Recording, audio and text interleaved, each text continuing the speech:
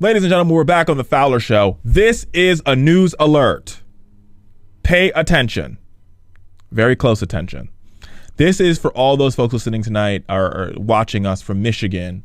And for all of you, I pray for you because your governor is a complete and total imbecile, a maniac, and he's part of the Tea Party, Koch brothers funded right-wing extreme. Now, folks already know, and this is, my producers have warned me to slow this one down and get all the information out to you first before I go crazy, because I'm getting ready to explode like a ticking time bomb over here. So let's talk about how this whole thing works. So Governor Rick Schneider, the Tea Party governor from the state of Michigan. Now, on the Michigan books, it was a law that said, you know, if a state is in trouble, if a municipality or a school board's in trouble, the government can sort of intervene to help them by sort of appointing a financial manager to sort of help them get through it. When he took office, him and his Tea Party legislature basically strengthened that law to make it say that the governor is a dictator. Let's just be real. And the governor can, at any time he feels like it, appoint somebody to run your city. And he can kick out all your elected officials, your mayor, your city council. He can kick out everybody and bring in whoever he approves to fix your city, right? That law, that was PA 4, right? That law was repealed by the people of Michigan in November. Repealed. They said, we don't want this on the books. This is a horrible law. It's just not right for Michigan. Not right now. Not right ever. Right? The voters spoke.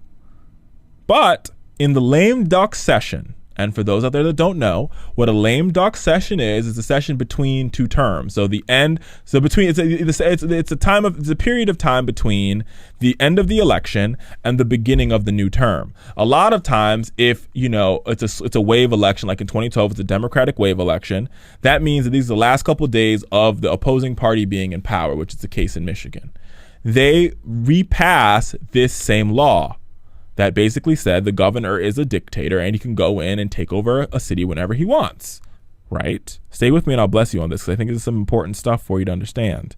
Now, currently, the governor, and this is the Public Act 4 in 2011. Since 2011, he's taken over the following places: Allen Park, McKeegan Heights School District, the school district of the city of Highland Park, Flint, Michigan, Benton Harbor, of course, the Detroit Public School System, Potomac, right?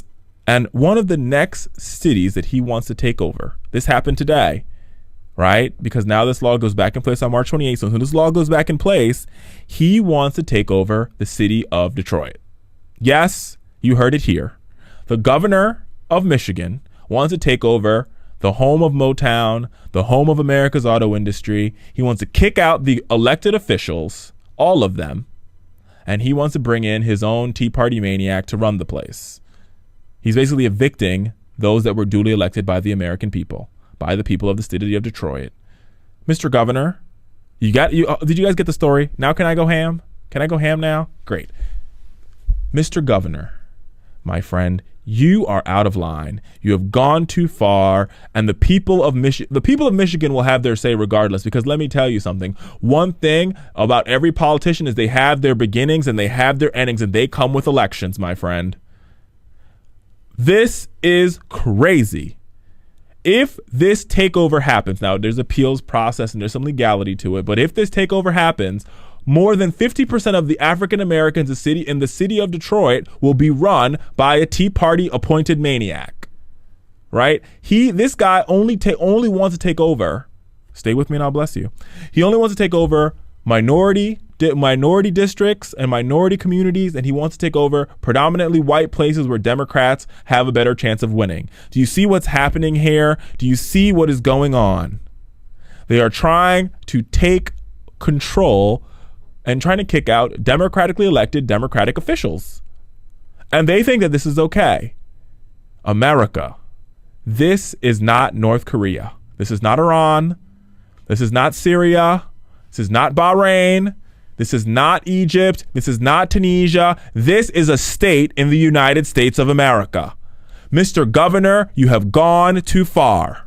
The people of Detroit are the ones that decide who gets elected and who runs their city. Whether you like it or not, they're the ones that get to decide that. Not to mention the fact that Detroit would not be in the situation if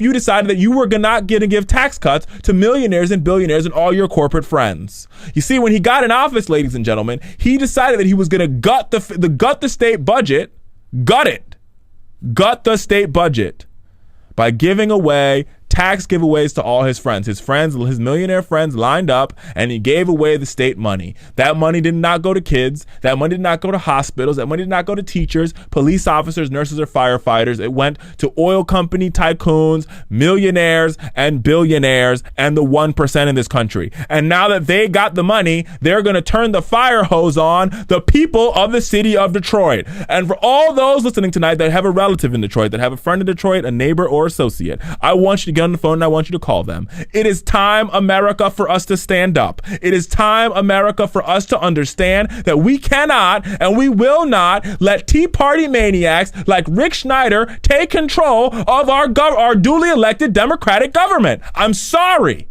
The buck stops here. We have already told you we don't want this law. We repealed it.